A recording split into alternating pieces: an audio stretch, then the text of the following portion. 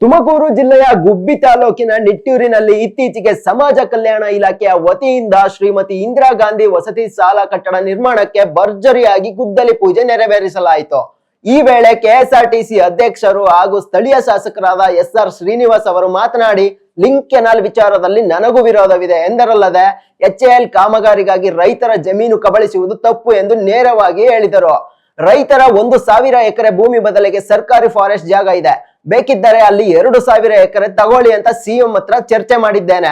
ಅವರು ಮತ್ತೊಮ್ಮೆ ಕರೆಯುವುದಾಗಿ ಹೇಳಿದ್ದಾರೆ. ಆವಾಗ ರೈತರನ್ನೆಲ್ಲ ಕರ್ಕೊಂಡು ಹೋಗಿ ಮಾತನಾಡ್ತೀನಿ ಎಂದು ರೈತರಿಗೆ ಭರವಸೆ ನೀಡಿದರು.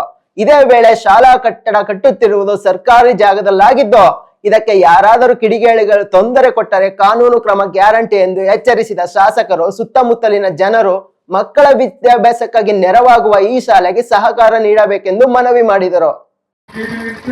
ಪಂಚಾಯತಿ ಲೆವೆಲ್ಗೆ ಎಲ್ಲ ಸ್ಕೂಲ್ ಮಕ್ಕಳು ಕೂಡ ಒಂದ್ ಕಡೆ ಓದ್ತಕ್ಕಂಥದ್ದು, ಅಲ್ಲಿ ಮೂಲ ಸೌಕರ್ಯಗಳನ್ನ ಎಲ್ಲ ತರ ಮೂಲ ಸೌಕರ್ಯಗಳನ್ನ ಒದಗಿಸ್ತಕ್ಕಂಥದ್ದು. ಆ ಒಂದು ಶಾಲೆಯ ಕಡೆಗೆ ಸುಮಾರು 20 ರಿಂದ 25 ಕೋಟಿ ರೂಪಾಯಿಗಳನ್ನ ನಾವು ಆ KPSC ಶಾಲೆಗಳಿಗೆ ಕೊಡ್ತಾ ಇರ್ತಕ್ಕಂಥದ್ದು. ಅದಕ್ಕೆ ಕೊಟ್ಟು ಅಲ್ಲಿ ಎಲ್ಲ ತರ ಮೂಲ ಸೌಕರ್ಯಗಳು ಶಿಕ್ಷಣಕ್ಕೆ ವರ್ತನೆ ಇಲ್ಲದ ರೀತಿಯಲ್ಲಿ ಏನು ಈಗ ಪ್ರೈವೇಟ್ ಕಾಲೇಜ್ಗಳಿದ್ದಾವೆ, ಪ್ರೈವೇಟ್ ಸ್ಕೂಲ್ಗಳಿದ್ದಾವೆ, ಕಾನ್ವೆಂಟ್ಗಳಿದ್ದಾವೆ, ಕಾನ್ವೆಂಟ್ಗೆ ಈಕ್ವಲೆಂಟ್ ಆಗಿ ನಾವು ಈ KPSC ಶಾಲೆಗಳನ್ನ ಮಾಡ್ತಕ್ಕಂಥ ಪರಿಕಲ್ಪನೆ ಅವತ್ತು ನಾವು ತಂದಿದ್ದಂಥದ್ದು, ಈಗ ಎಲ್ಲ ಕಡೆಗೂ ಮಾಡ್ತಕ್ಕಂಥದ್ದನ್ನ ಸರ್ಕಾರ ಮಾಡ್ತಾ ಇದೆ.